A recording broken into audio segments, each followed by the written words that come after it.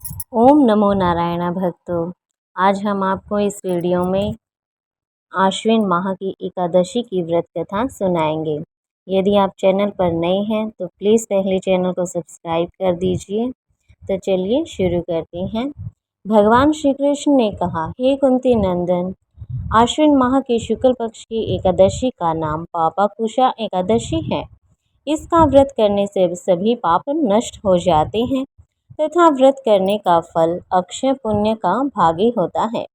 आश्विन शुक्ल एकादशी के दिन इच्छित फल की प्राप्ति के लिए भगवान विष्णु का पूजन करना चाहिए।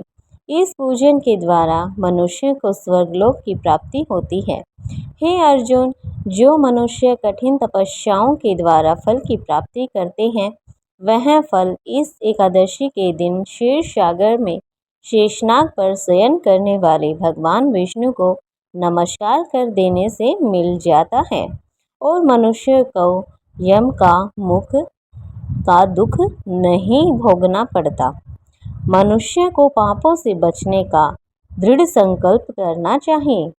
मनुष्य को भगवान विष्णु का ध्यान स्मरण किसी भी रूप में सुखदायक और पापनाशक है, परंतु पापाकुंशा एकादशी के दिन प्रभु का स्मरण कीर्तन सभी कलेशों व पापों का शमन कर देता है। तो मैं तुम्हें इसी की व्रत की कथा भी सुनाता हूँ। प्राचीन समय में विंध्य पर्वत पर क्रोधन नाम का एक बहेलिया रहता था। वह बड़ा ही क्रूर था। उसका सारा जीवन ही हिंसा, लूटपाट, मद्यपान और गलत संगति के कर्मों में बीता।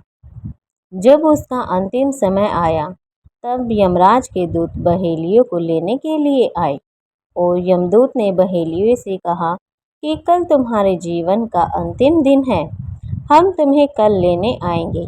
यह बात सुनकर बहेलिया बहुत भयभीत हो गया और वहीं पास में महर्षि अंगिरा के आश्रम में पहुंचा और महर्षि अंगिरा के चरणों में गिरकर प्रार्थना करने लगा, हे ऋषिवर, मैंने जीवन भर पाप किए हैं।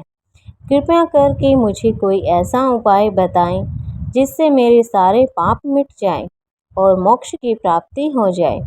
उसके निवेदन पर महर्षि अंगिरा ने उसे आश्विन शुक्ल की पापाकुशा एकादशी का विधि पूर्वक व्रत करने को कहा। इस प्रकार से महर्षि अंगिरा के कहे अनुसार उस बहेलिया ने यह व्रत किया और किए गए सारे पापों से छुटकारा पा लिया और इस व्रत पूजन के बल से भगवान की कृपा से वह विष्णु लोक को गया। जब यमराज के यमदूत ने इस चमत्कार को देखा तो वह बहेलिया को बिना लिए ही यमलोक वापस लौट गए। तो यह थी पापकुशा एकादशी व्रत कथा। वीडियो अच्छी लगी तो लाइक करना, शेयर करना, कमेंट में ओम नमो नारायण जरूर लिखिएगा।